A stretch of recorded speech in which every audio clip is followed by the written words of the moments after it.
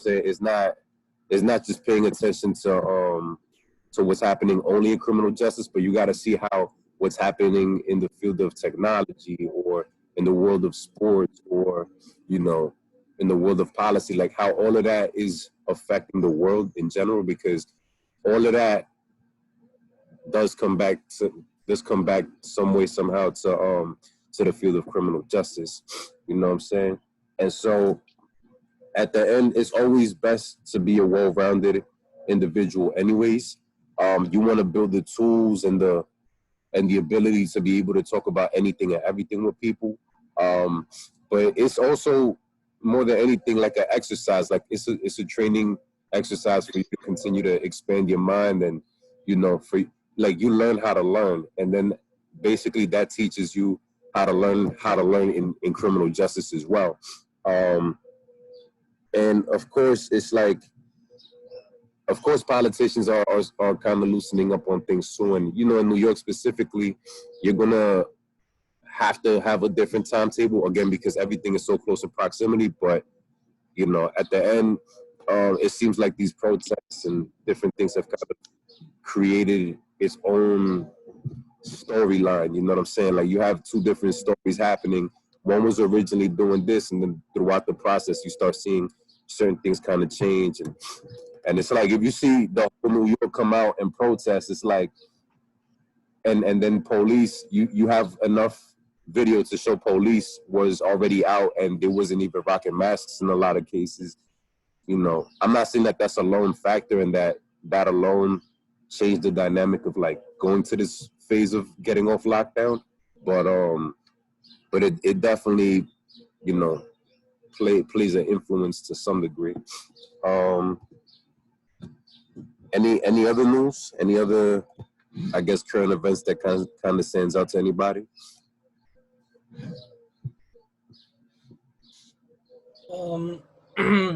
So with the like New York opening back up, right? So now we have like elections coming up, right? Like, voting and stuff. Yeah. It's just gonna be weird. I was reading that since the government closed down, people who were supposed to be neutralized citizens didn't get a chance to, go under oath and become citizens. So all that pushed back. You have like hundred thousands of, could be citizens, not being able to vote for the upcoming elections. So that's gonna be interesting. Right. Yeah, and I mean that plays a big role. And there's instances where there were politicians that purposely pushed the elections back, or just canceled them completely. You know what I'm saying? They didn't even push it back, but just canceled it. And obviously, they could look at this and piggyback off of it and say, "Oh, we have enough reason and enough this and that." I think it was in Alabama or Georgia, where one of like it was somewhere down south where they canceled their elections completely, and they used the corona situation as a reason. And they were the people that were already in those political positions, they were already all Republicans. So anybody that felt they wanted a different group of people, then they won't be able to have the chance to do that, at least for the time being. So corona had a side effect on everything. You know what I'm saying? It affected not only people's health, it affected people's money, it affected rent, mortgages, it affected 401ks, and of course it affected, one thing that goes under the radar is that it affected elections too, because at the end, regardless of, I guess technicalities like the electoral college and stuff like that, when it comes to like the presidential stuff, generally speaking, the more local elections, people do have a lot of say so in that. And now that people are starting to wake up a little bit because they're seeing all that's happening, and social media gives people the opportunity to have the news instantly in their hands, and what I'm saying, to be able to report themselves instead of waiting on like CNN or Fox or something of that, like a channel of that type. like people are now having the opportunity to really be awake as to like what's happening and how to go about you know, providing change in their area, in their county, the city, whatever, you know.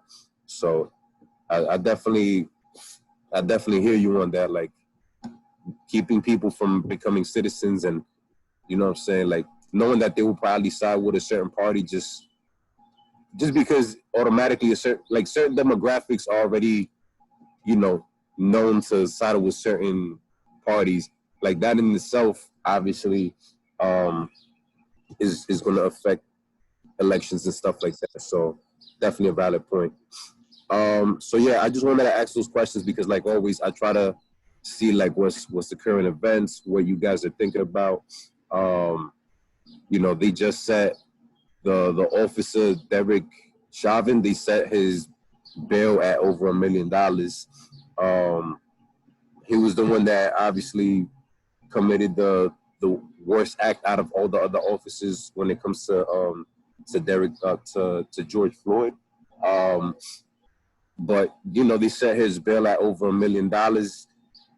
Why does he even have a bail? Yeah, I was gonna say that right now. The fact that he has a bail is like, you know, because obviously they've gotten people of color who've done less for no bail, you know.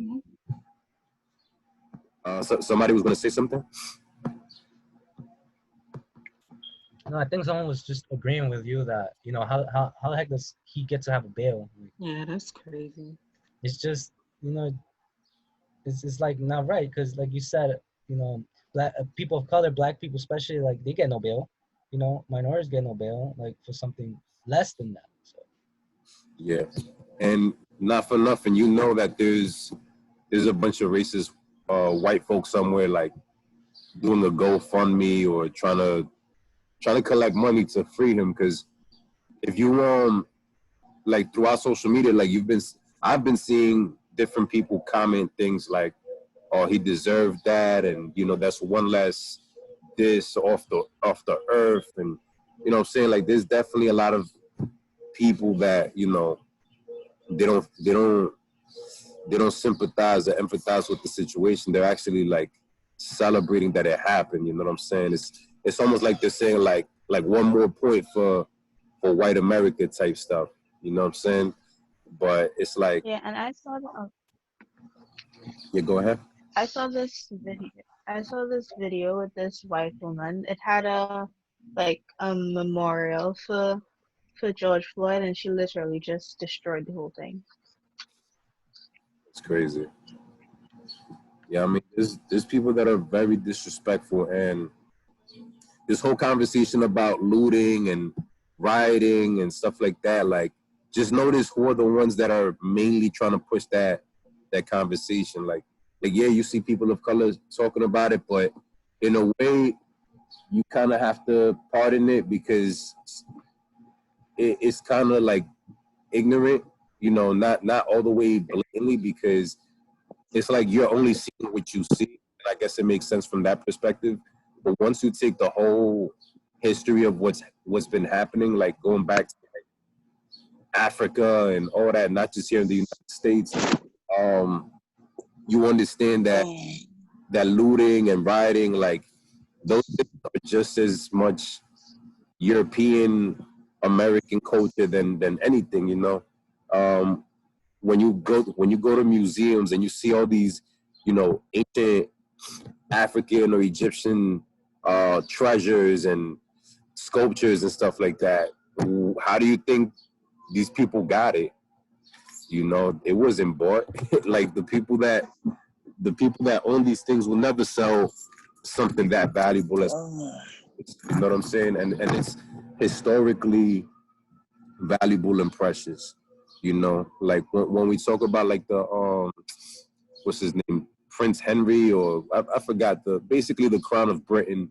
All of the money that they have, like all of that is through looting and, you know, taking away from other countries in Africa. So at the end of the day, this concept of looting and, you know, destroying and this and that, like like we could go down that the timeline of history in which, you know, white folk have been involved with looting and destroying and stuff like that. Just in this country alone, obviously the American Revolution, they started a whole revolution just because they didn't want to pay taxes on tea.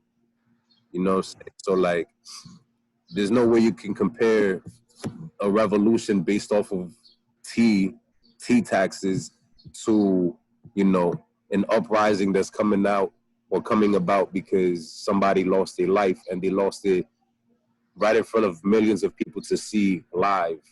You know what I'm saying?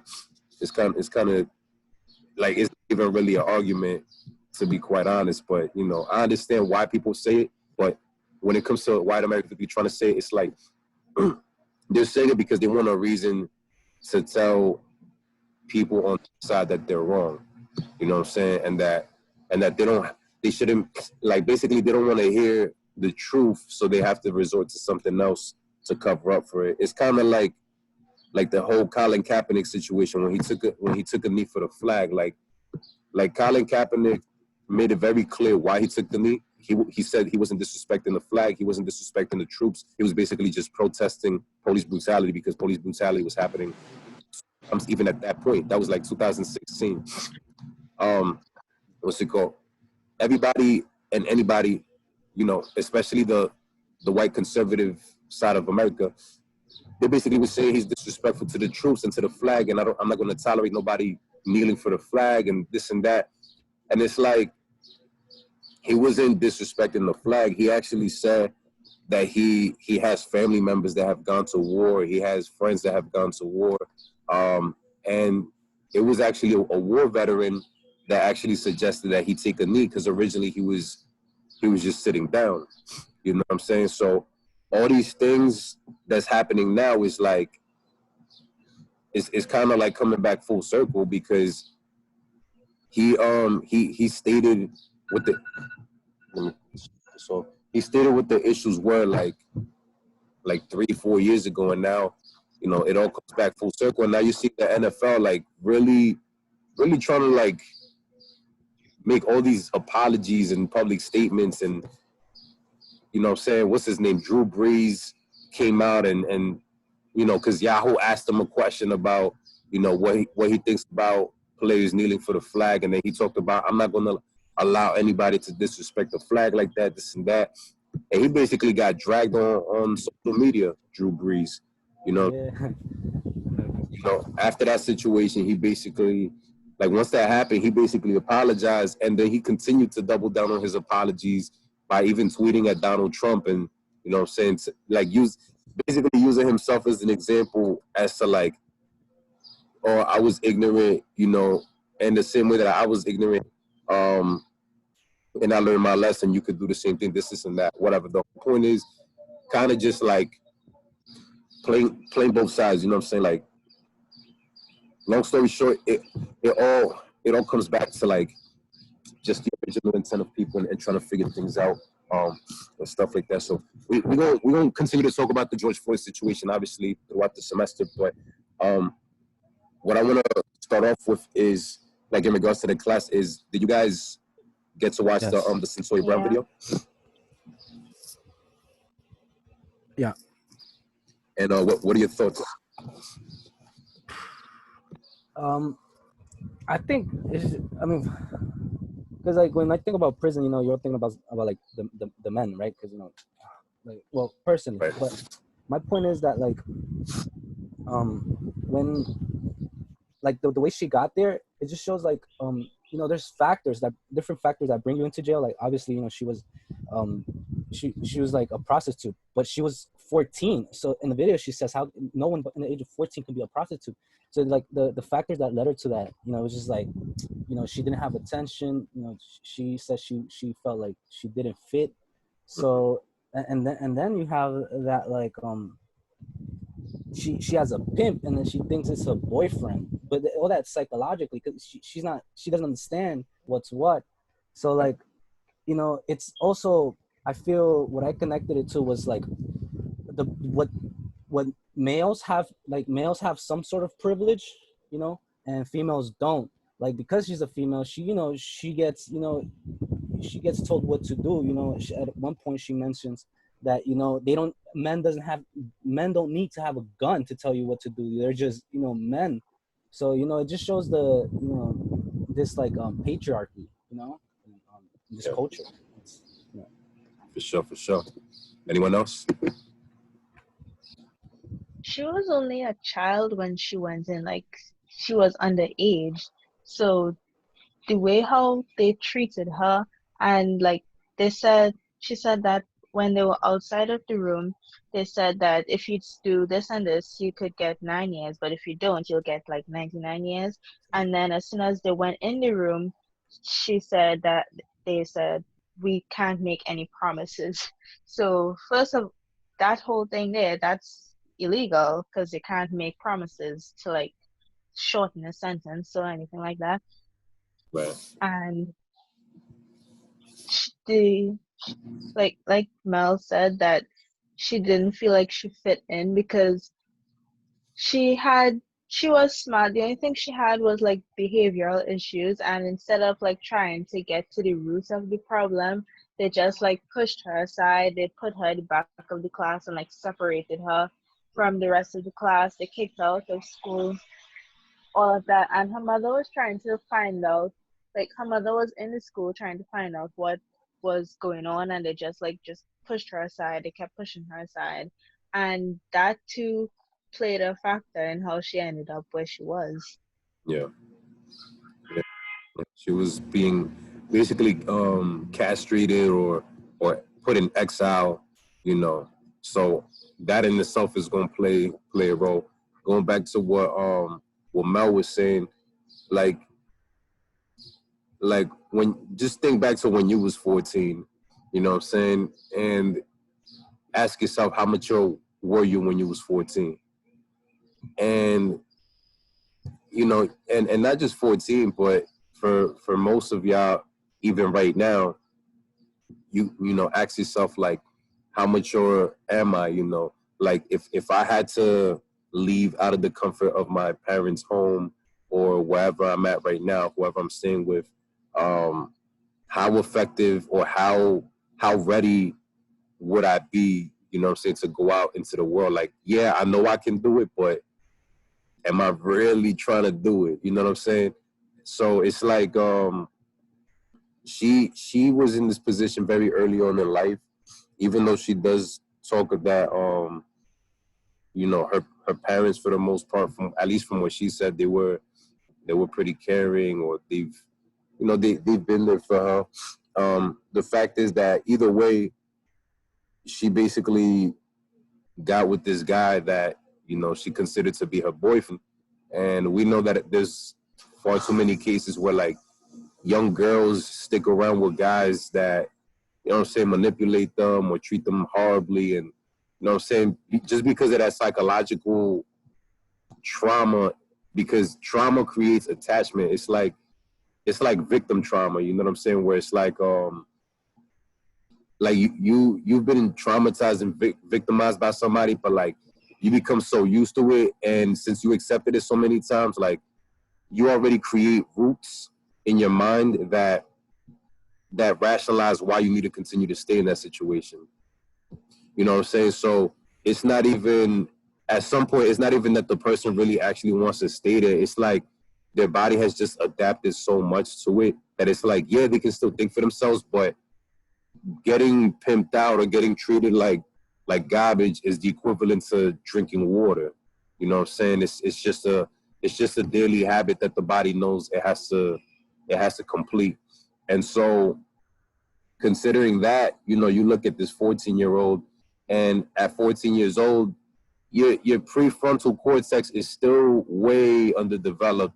And if you're already having sex, whether it's because you did it willingly or because you're prostituting or whatever, the fact is that your body releases chemicals during all this too. You know what I'm saying? You, especially for women, like, you know, people in general, men and women, release dopamine, which is a chemical in your brain that it basically creates like a reward pathway. You know what I'm saying? Like, oh, when I do this, You know what I'm saying? I feel pleasure. I feel good. That's why people have sex, you know, and continue to have sex, because when you engage in intercourse, you end up enjoying yourself. You reach climax and you enjoy yourself, and it's a feeling of like relief, pleasure, whatever.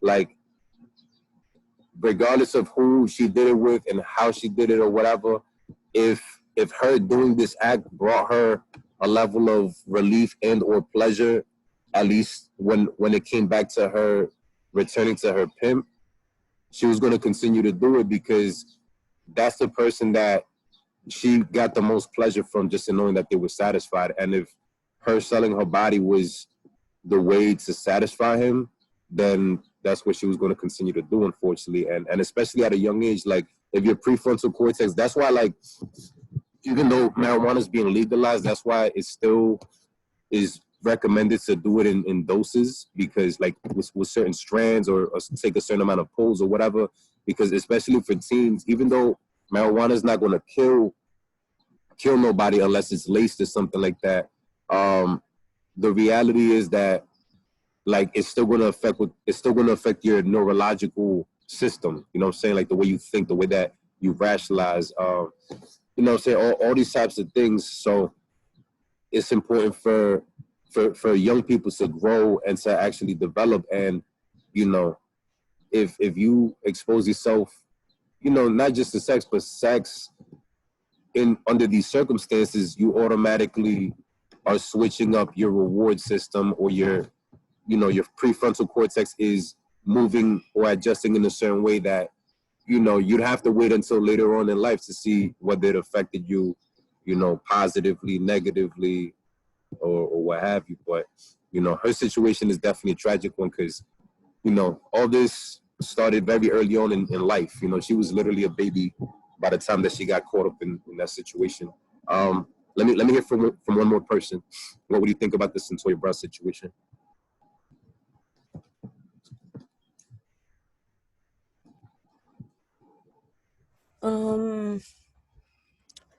Honestly, I was gonna say fairly. I feel like self-defense. She shouldn't have got almost 25 life. She should have served some time. Like, even without them like helping her get out, I feel like she shouldn't have that much time anyway, because it was self-defense. Because wasn't he gonna shoot her first anyway? Yeah. So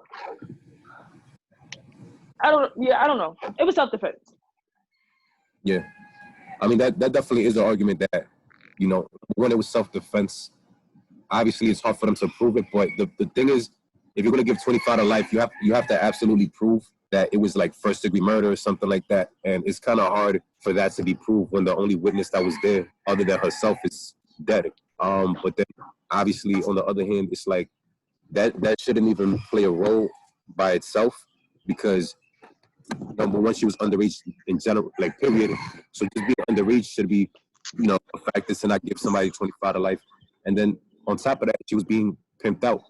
So that in itself also would kind of like to bring down the number. But, you know, at the end of the day, they don't even want to just lock you up. They don't want to throw you in jail. They want to throw you under the jail. You know what I'm saying? They want to bury you.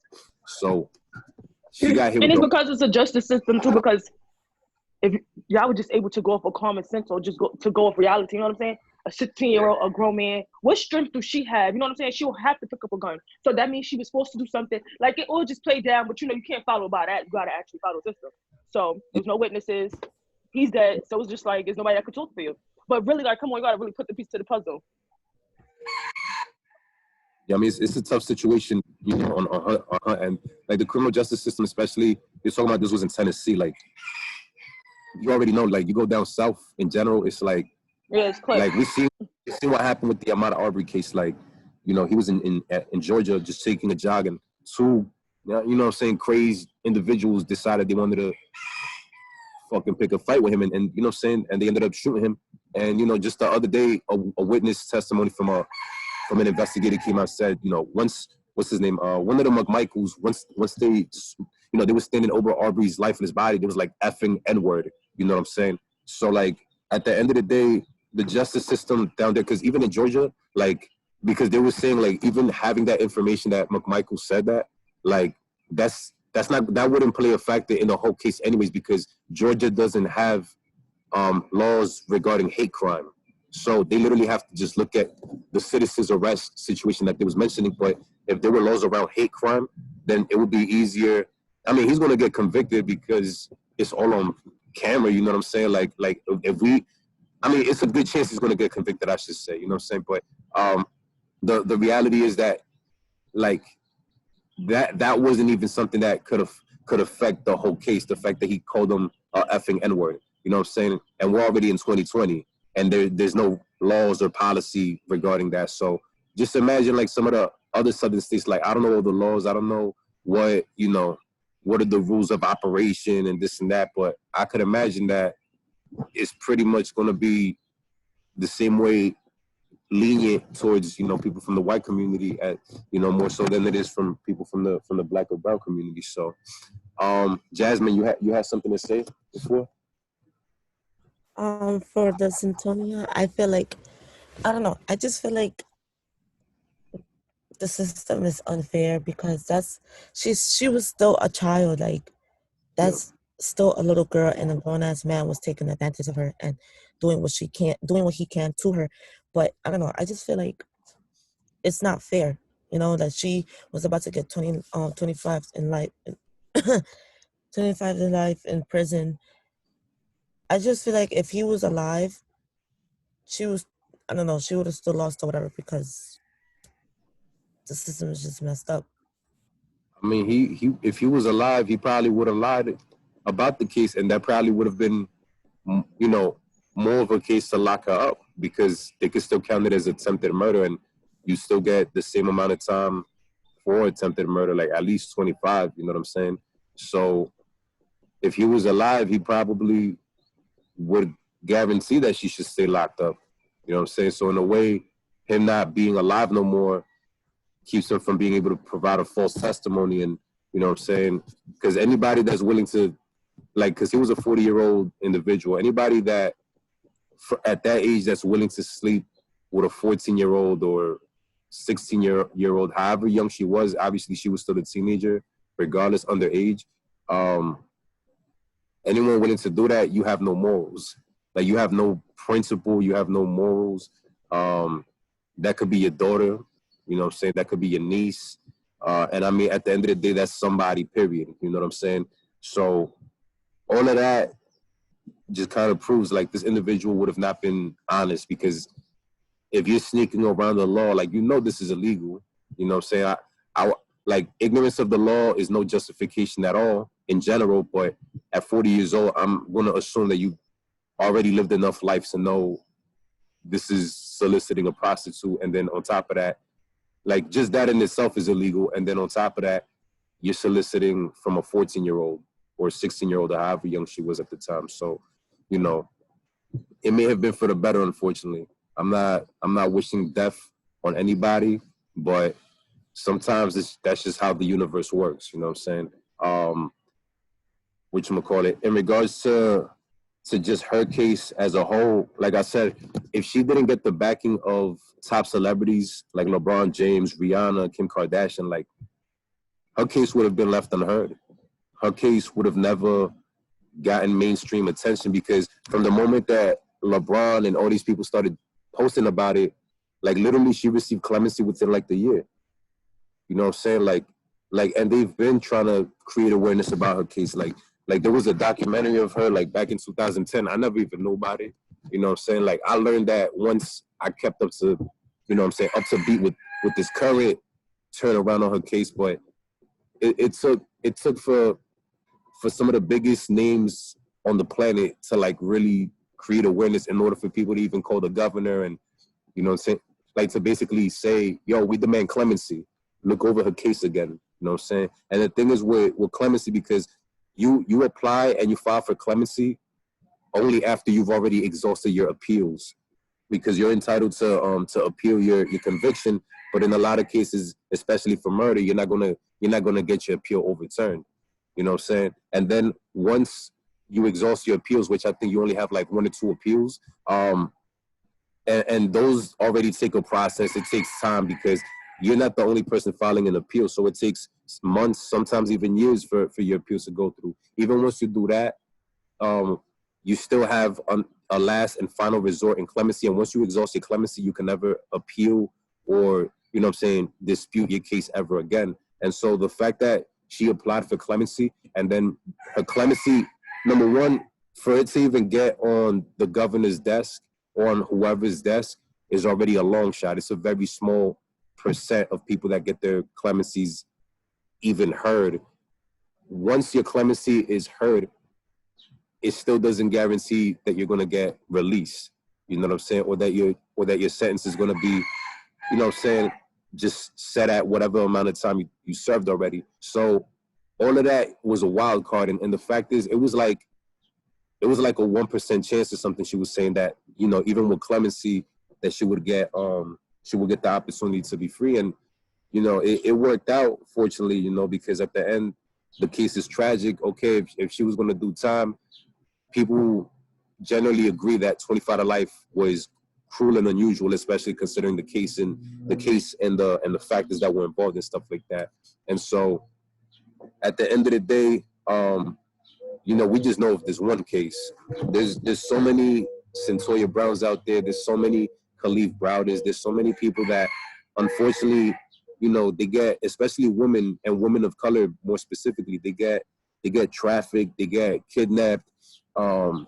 You know, they like just a lot of stuff that happens within the community. So, and it's I think Mel said it earlier. I'm not sure. Somebody said it though earlier, and I mentioned this briefly yesterday. Like, women are already a minority. Like, women are already considered to be minority because it's a patriarchal kind of society where like men rule and women follow the lead, right? That's how it's been structured, and obviously now things have been changing throughout the decades, but generally speaking, men are still the face of everything. Like, if you're talking about like the top billionaires of the world, like, it's still generally speaking men. You know what I'm saying? If you're talking about you know, presidents and prime ministers and stuff like that, like, it's still men for the most part. You know what I'm saying? Yeah, and also in some countries, it's the same thing, but it's like way worse for women. Yeah, you have like, I forgot where. I think it was a country in Africa that that they just made it unlawful to circumcise women or to mutilate women genitalia because I just forgot the country. I know what you're talking about though. What was that? I think it's Egypt, one of those North African countries. It was somewhere in Africa. I know that you know, for a long time there's been the practice of mutilating female genitalia, and you know, and some of these countries, because of their and everybody practices their faith differently. It's not because of any one specific faith, because you have Christians who practice their faith in a peaceful manner, but obviously you had the Crusaders, you know, from back in the day, the Ku Klux Klan. They claim to be Christian, but obviously they out here killing people and lynch people. But it was a Muslim country that basically, you know, they said out of purity.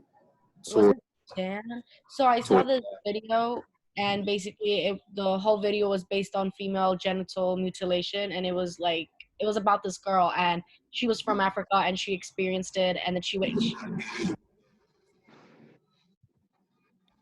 Wait, hello?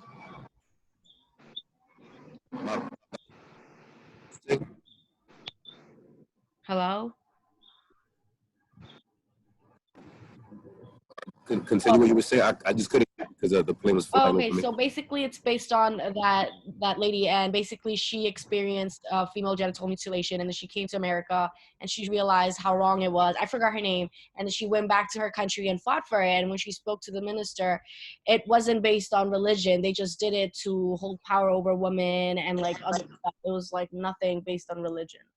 Yeah, well, I mean, different countries have different reasons. Like, I've read up on cases where it is based on faith, but like they use faith as like a cover up for the real reason, because the reason is basically, you know, to keep women from committing adultery, you know, from cheating on their husbands or sleeping with another man or whatever. But the reality is some of these men, you know, have mistresses and, you know, they're involved with different women. So obviously it's hypocritical. They're just trying to be controlling. They're trying to, you know, just have this iron fist of a mentality.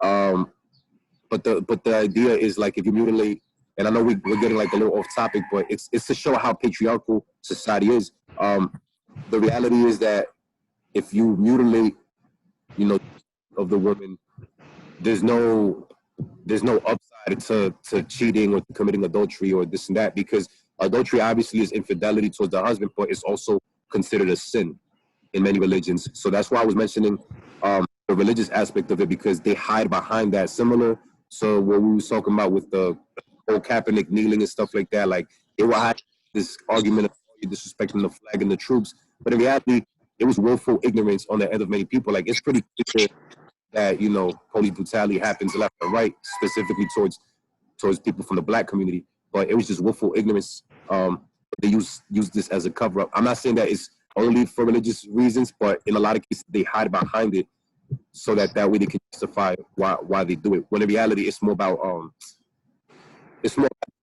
keeping wives in quote unquote check and not having them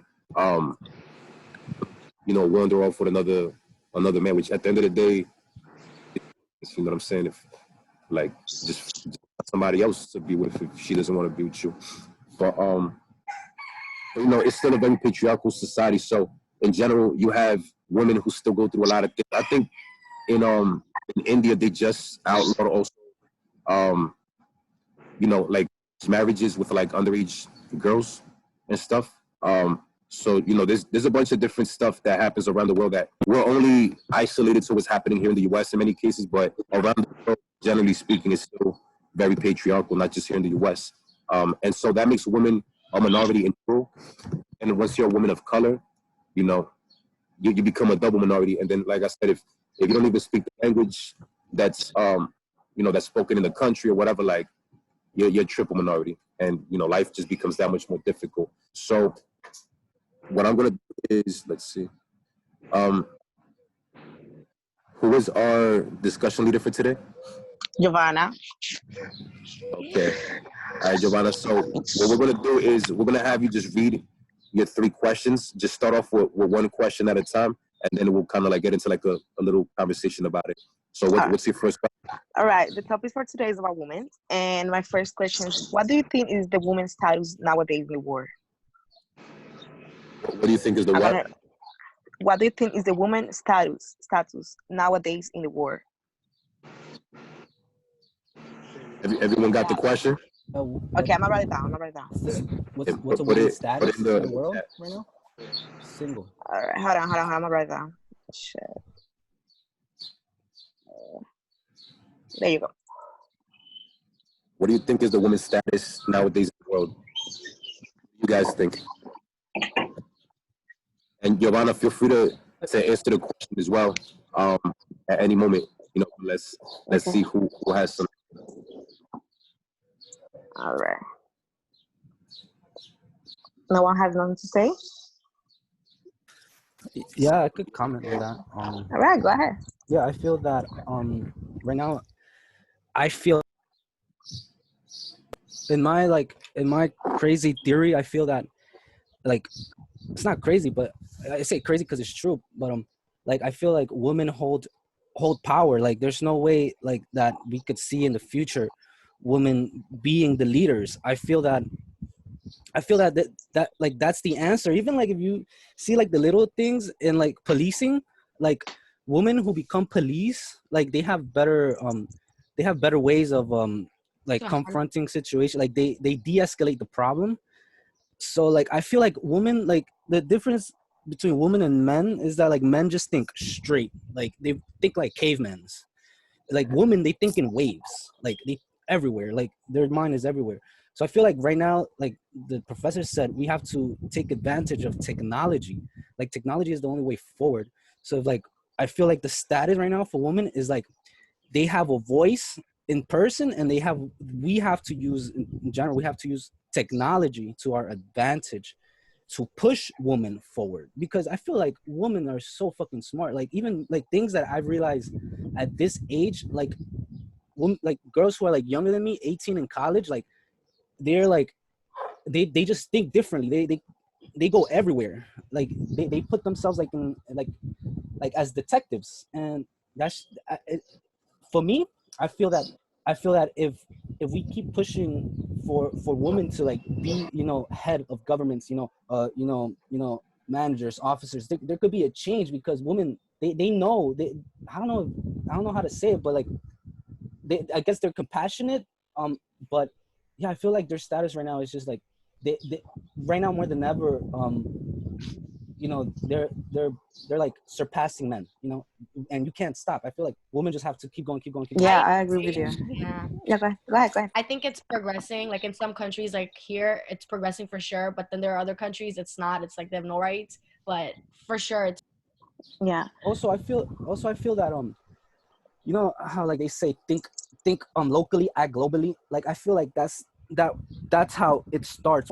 We should start something here, whatever it is here. Like we have to continue growing in order for it to reach other nations. Just like I like to connect it back with policing, because like even like abolishing like prison, that's like the root. Like that is like what I would like to see in a utopian country. That's what I like to see. But it starts with reform, and it's like those little baby steps that like when you go as abolishing prisons, those little baby steps of reform, they're gonna meet abolishing, like I don't know in our lifetime, but if we continue it, it could. It's very difficult, but it's baby steps. It's just baby steps.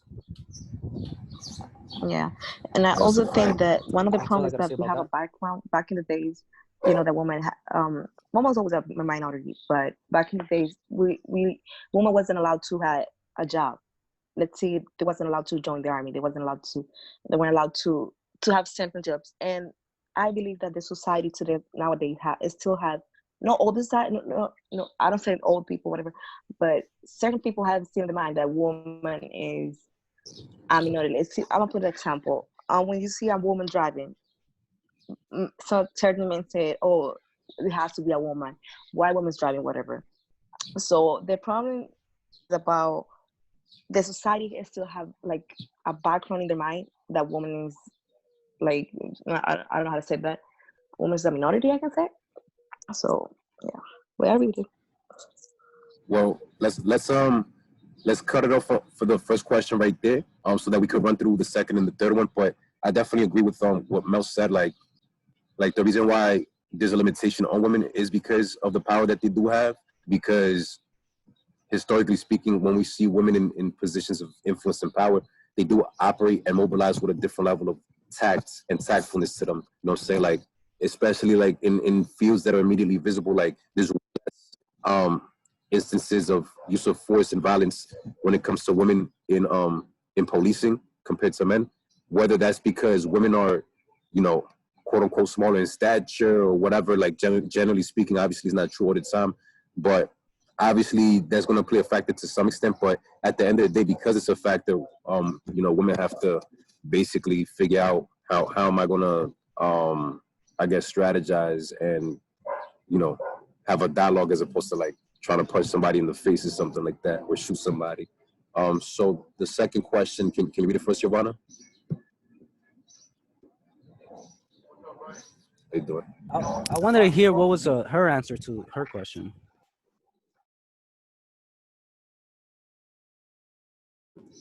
Give me a second. What was that? It was interesting hearing her answer to her question. Like, what's the status?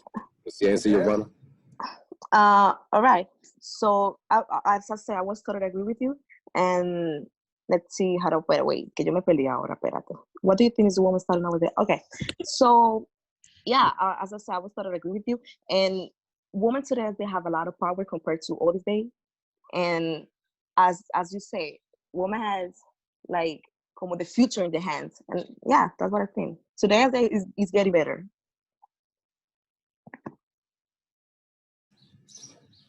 Hello? Who has input in regards to that? Yeah, I agree because we have come very far in terms of like what women can do compared to what they couldn't do like let's say like just 50 years ago, but we still have a long way to go in certain things and like changing the minds, like the different mindsets of what society has about women, because even like states like Alabama, women still don't have control over their body basically, because they can't, if they get pregnant, they can't have an abortion if they choose to. It's illegal, so it still has a long way to go.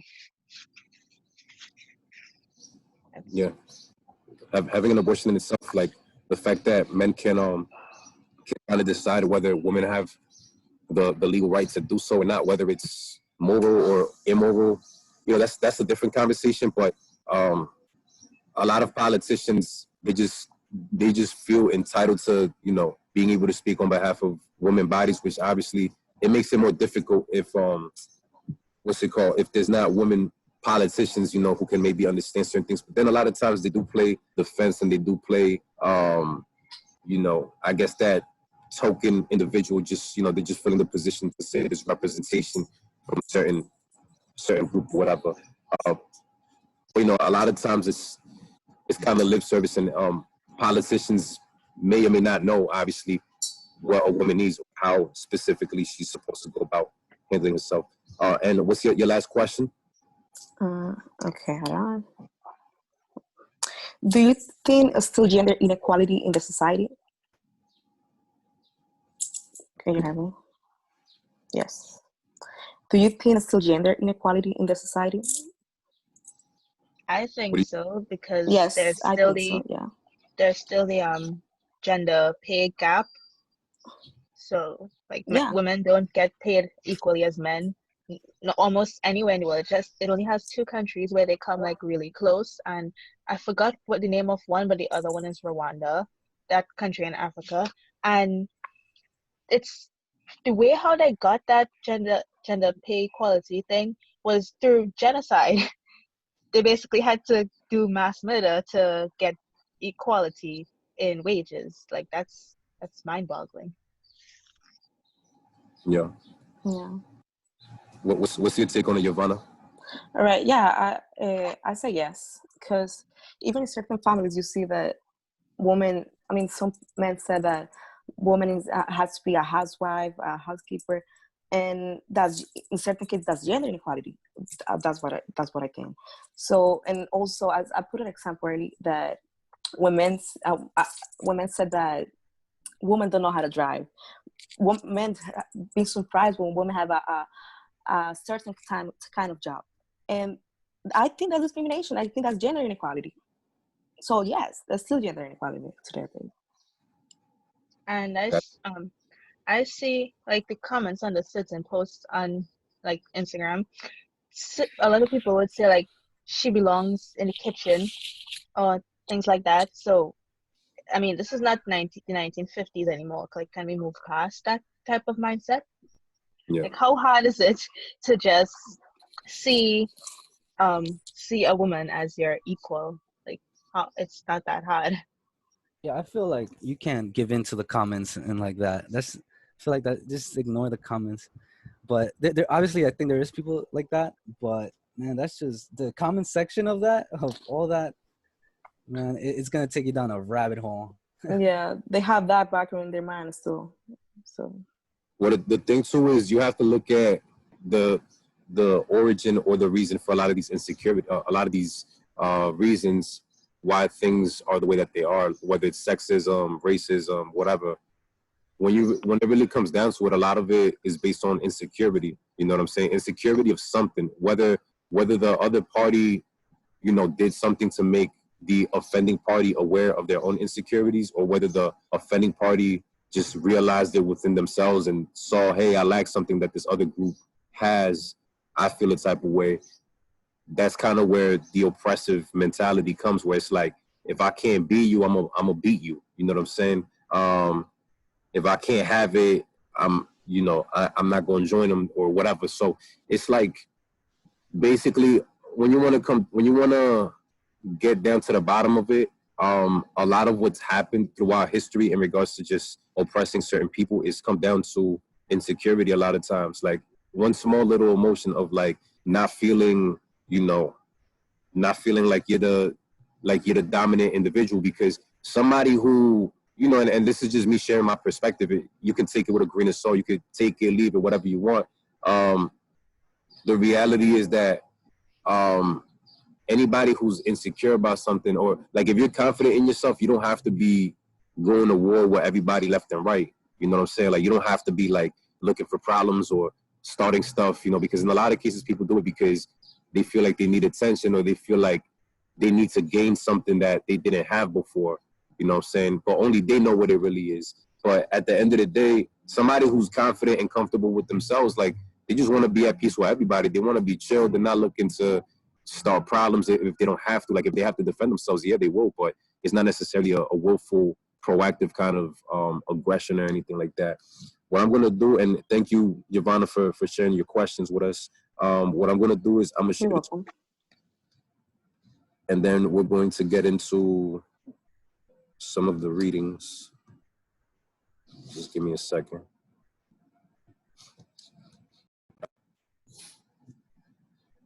Just give it a second for it to go up. So in continuing with the numbers on women, or the statistics behind women in general, we talked about Cyntoia Brown a little bit. One thing to keep in mind is that, unfortunately, sex trafficking is not something new to the world. Like, it still happens. It's been happening for however long, you know what I'm saying, in different ways. But human trafficking primarily happens to women, and it happens to Black women at a higher rate than it does to white women. All right. Human trafficking, or modern day slavery, is a murky territory. And this is from Business Insider. This is from 2019, this information. It wasn't made illegal in the US until 2000. So the US hasn't officially deemed it to be illegal until 2000. So imagine all the years and all the decades that prostitution's been happening. And I mean, especially from like the 80s upwards, you know, prostitution, because a lot of times prostitutes, it's not that they just do it by themselves. Like, they have somebody that they have to answer to. You know what I'm saying? They got a pimp, they got somebody that kidnapped them, somebody that abuses them, you know what I'm saying? And basically puts them in the position to like sell their bodies. The pimp gets a portion of the money, and the individual keeps the rest of it.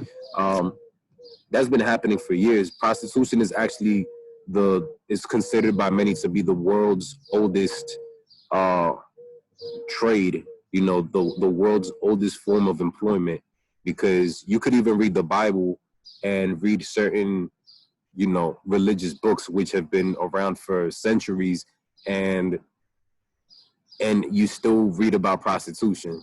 You know what I'm saying? So it's not something that is even new to, like, let's say the 20th or 21st century. Like, it's still been around for like forever. But, you know, this hasn't been made illegal until 2000 in the US. And why do you think that might be?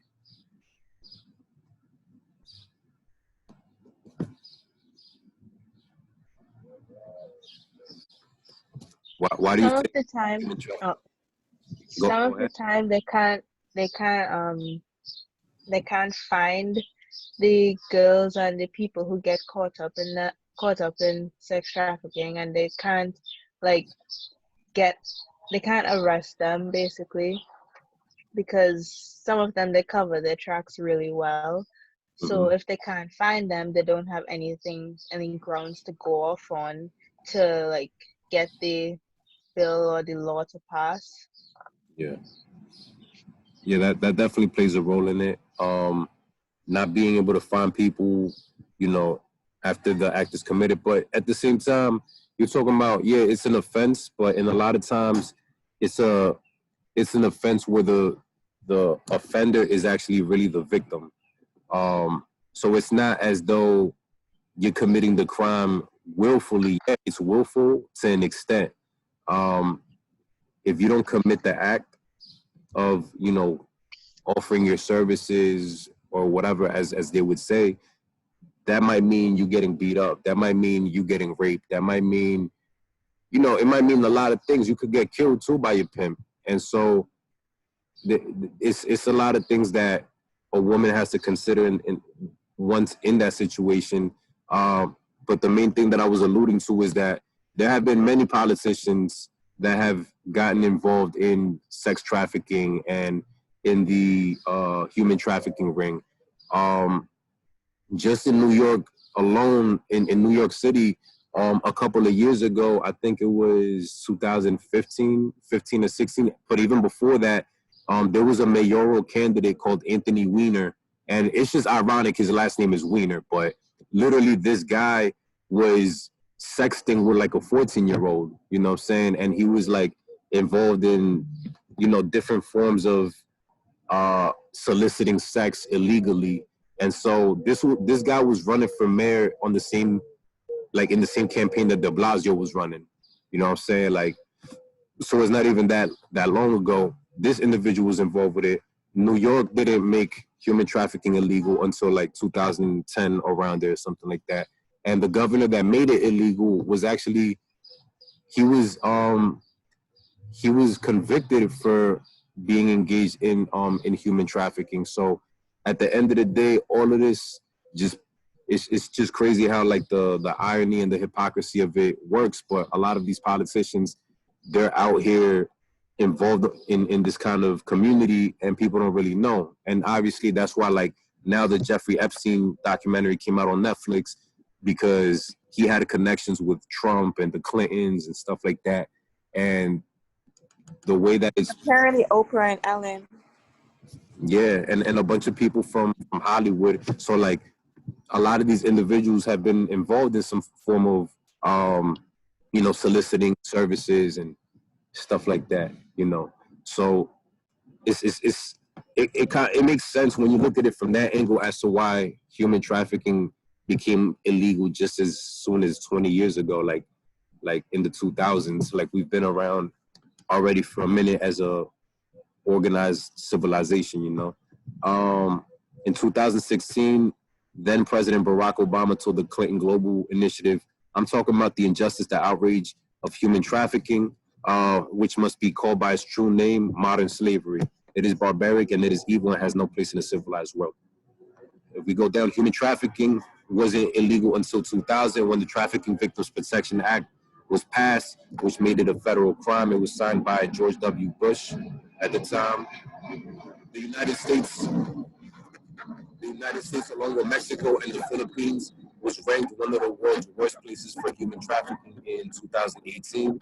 In the U.S., there is no official number of human trafficking victims, but estimates place it in the hundreds of thousands.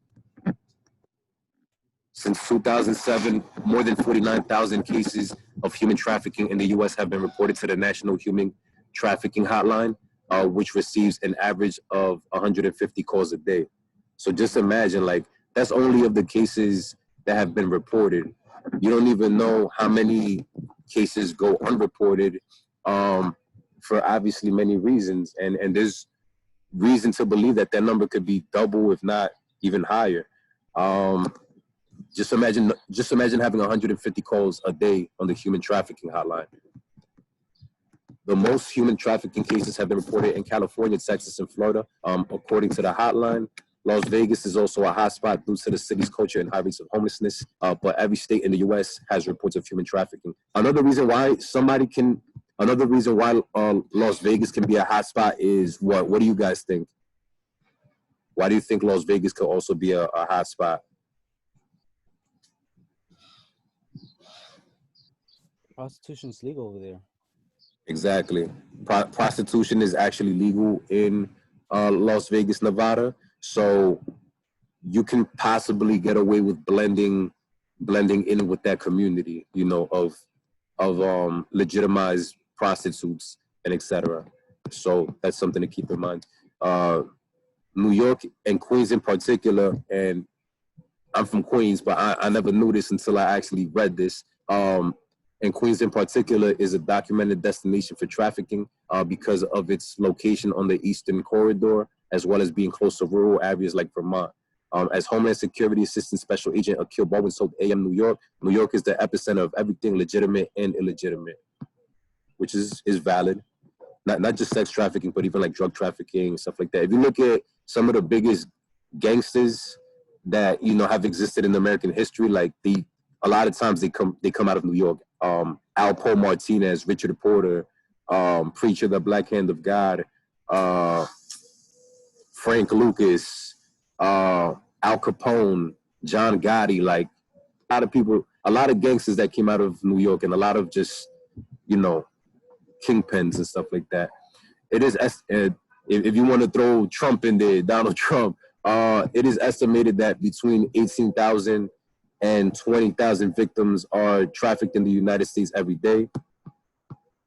Children are more vulnerable than adults. They're easier to control, cheaper, and less likely to demand working conditions, researchers explained. Give me 1 second.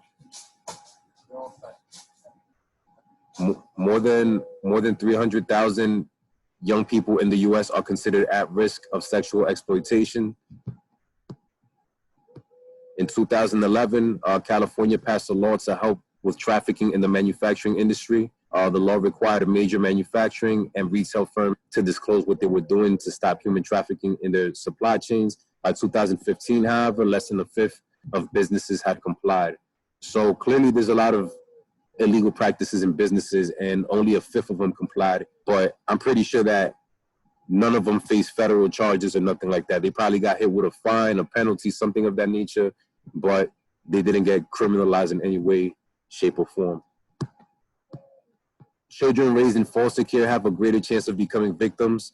In 2013, 60% of children of child victims the FBI recovered were from foster care. In 2017, 14% of children reported missing were likely victims of sex trafficking, and 88% of those had been in child welfare, the National Center for Missing and Exploited Children reported. In 2014, study of sex trafficking by the Urban Institute, a Washington think tank, found 71% of labor trafficking victims entered the U.S. illegally. So, you know, sometimes maybe a visa might be offered in exchange for doing certain favors or certain activities, but in reality, it's hard to tell. All of this, again, is basically just a dark hole of not knowing things. Excuse me. Native American women are at particular risk. In 2016, a reported 506 Native American women disappeared or were killed in American cities. In Phoenix, another of the top trafficking jurisdiction in the U.S., it was estimated that 40% of trafficking victims in 2015 were Native American. In 2016, after U.S. Immigration and Customs arrested 2,000 human traffickers and identified 400 victims, airlines started training staff to spot signs of human traffickers. Some of the signs that someone is a victim are not being in control of their own boarding pass or money, and if they seem disoriented and lost.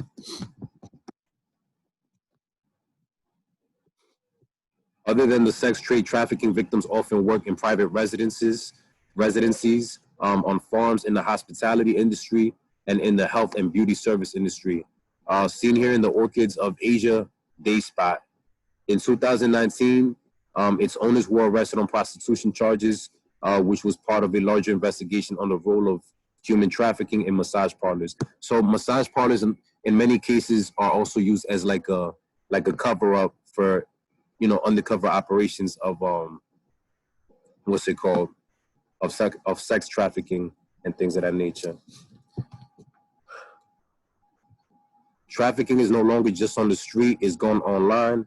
50 women said in March that they were sexually abused as victims of Backpage, an online sex marketplace that pleaded guilty to the human trafficking charges.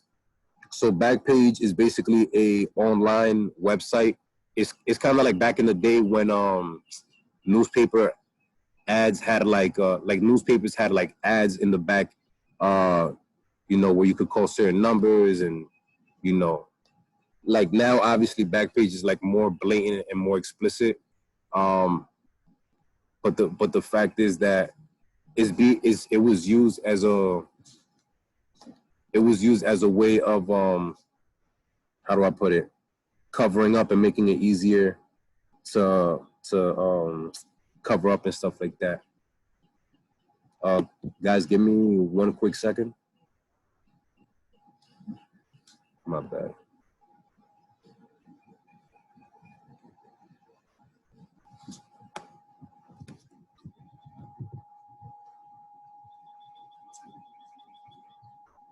Give me 10 minutes. 10 minutes.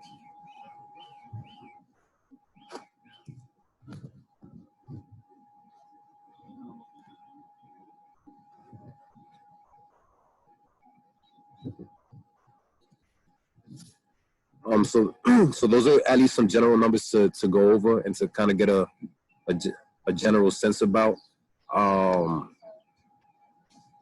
In regards to, I'm just waiting for this to go up right here. Give me 1 second. I'm not sure why it's not going up. Let's see. In regards to like some of these websites, by the numbers, the porn industry, the question is it connected to sex trafficking? Oftentimes people think that, you know, because porn is pretty much very normal in United States culture, the porn industry makes over $1 billion worth of revenue every year. You know, they make money. It's illegal because it's considered freedom of speech. So it's practicing First Amendment laws and things of that nature. But this is what porn consumers don't know. The average porn consumer, likely exposed and hooked in before the age of 18, has no idea exactly goes into the production of a single pornographic image or video. They might not even think about how or why a performer got to be on camera or the situation that led to their involvement with porn. If someone contributed even one or a substantial amount of the 33.5 billion visits to the world's most popular free porn site in 2018, they probably don't understand the likelihood that they might be getting aroused by images of a performer who didn't appear on film under their own free will. Let's see. Some numbers by estimates, 4.5 million people are trapped or forced into sexual exploitation. Sex trafficking is big business. It generates $99 billion annually just for commercial sexual exploitation. In one survey, 62% of underage sex trafficking victims said they had been advertised or sold online. According to an anti-trafficking nonprofit, in 9 countries, 49% of sexually exploited women said pornography made them, said that pornography was made of them while they were being sold for sex. So that's a pretty large number of women saying that porn was made out of them while they were being sold into sex trafficking. You know, and basically you could go on and on onto the different cases, but there's also another rumor that, you know, and it's not validated 100%, but there's this conversation that has gone out throughout the years that the Super Bowl happens to be the biggest day for human trafficking in the US, primarily because it's easier for, you know, somebody to want to go crazy, have a party, this and that, you know. It's like the day for everyone to just go nuts. And like, especially if we're talking about like, if you're at the stadium or whatever, you could probably move people around and go unnoticed in the midst of like those big crowds. And obviously you could just do a lot of things online as well. Let's see, which is what I mentioned here. Well, it's here in this article. You can read this in your own time, or you could actually listen to the 5-minute little podcast recording that they made as well. Let's see.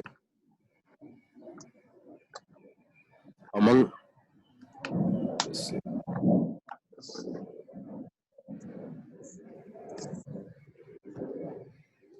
Among the confirmed incidents, sex trafficking victims were overwhelmingly female, 94%, compared to confirmed labor trafficking victims, because those are 2 different victims. One is for labor and the other is specifically sex trafficking. About 13% of confirmed sex trafficking victims were 25 or older, while more than half, 62% of confirmed labor trafficking victims were 25 or older. This is from the Bureau of Justice Statistics, so it's from the federal government. These numbers is on the website directly. Let's see. 4/5 of victims in confirmed sex trafficking cases were identified as U.S. citizens, 83%, while most confirmed labor undocumented aliens, 7% were qualified aliens. So a lot of undocumented individuals get Web 2. Based upon cases where race was known, sex trafficking victims were more likely to be white by 26%, or black 40%, compared to labor trafficking victims who were more likely to be Hispanic or Asian. Now that right there says a lot, because just remember what we went over in regards to the PTSD and drive-by shootings and stuff like that. What was the difference between white victims' case being solved as opposed to a black victim's case being solved when it came to getting shot?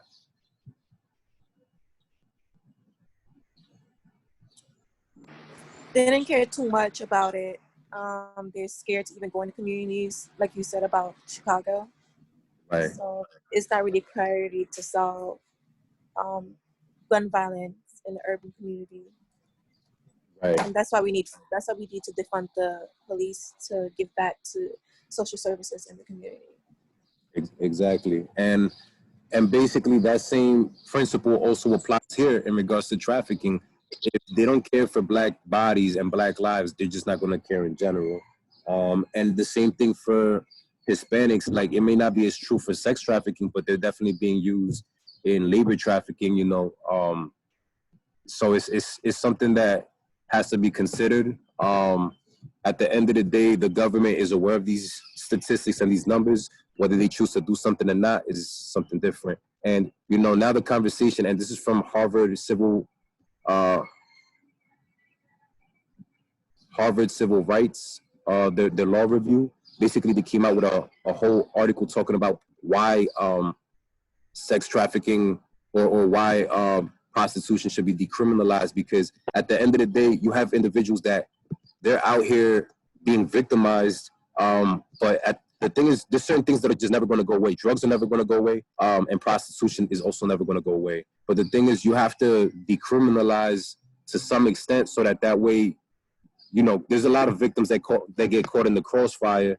You don't want to continue to lock up people that are actually victims in the situation when in reality they're not the main offenders. You know what I'm saying? So what ways that they were saying to decriminalize is, like, the positives of it is, if you decriminalize prostitution, basically women have the opportunity to actually call the police if they're actually getting abused, or if they're getting raped, or, you know, like after they got raped, or, you know what I'm saying, and police will arrest them as a result of it. Because if you're practicing prostitution and you call the police after you committed that act, you're snitching on yourself. You know what I'm saying? You basically created an opportunity for people to just take advantage, because they know you can't report. They know it's like, if you're a drug dealer, you can't snitch on another drug dealer. Like, it's not supposed to be a thing, because at the end of the day, you out in these streets too. So it's a similar kind of mentality. And at the same time, it gives the opportunity to kind of like legitimize work that a lot of women would do anyways, not get criminalized for it, because it's obviously a willful act on the woman's part in not all cases, obviously, but in a lot of cases, you know, because not everyone is under a pimp. Some people just do it because they do it independently. But at the same time, you can get men to sign waivers. Like, if you have an actual operation or business out of it, you can get men to sign waivers that, you know, you have to use a condom, or you have to do this, do that.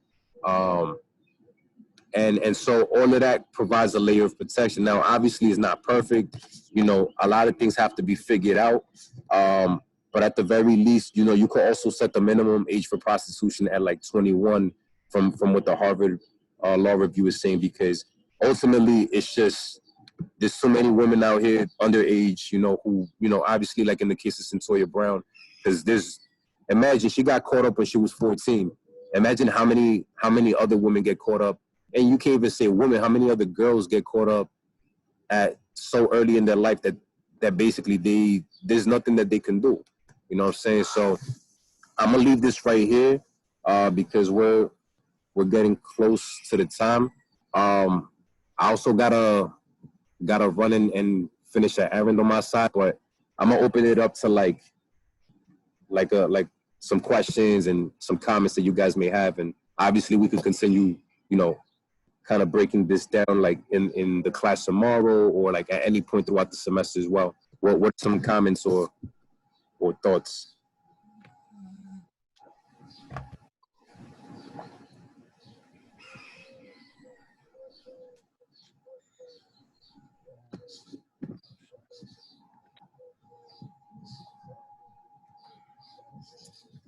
Yeah, Gucci. Yeah. Yeah. I just Okay. have one question, but it's not related to the topic. Yeah. On Blackboard with the different assignments, it have due dates that go like all into July, way into like in August. Is that intentional or did you make a mistake?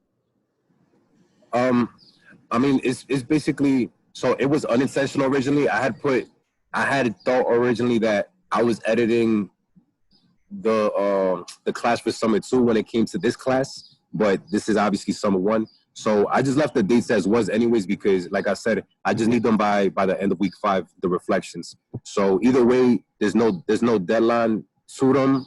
The real deadline is basically the last week of week 5, before we get into presentations and the final paper. Okay, thank you. For sure. But what I'm gonna do is we're gonna close out this class. If you got any questions, concerns, you can hit me up through IG. You can also hit me up via email. Obviously, you know, hopefully this was an interesting combo to get into, but I'm gonna catch y'all tomorrow.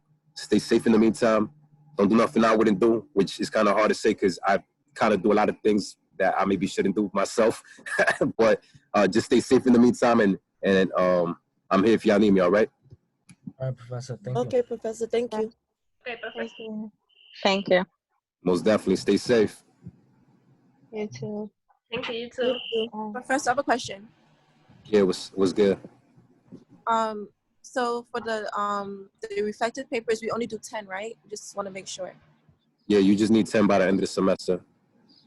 Okay. 10 pages or 10 reflections? 10. It's 10 reflection papers. Okay. All Good? right. Yeah. All right. Have a great one and stay safe. You too. All right, you too. For sure.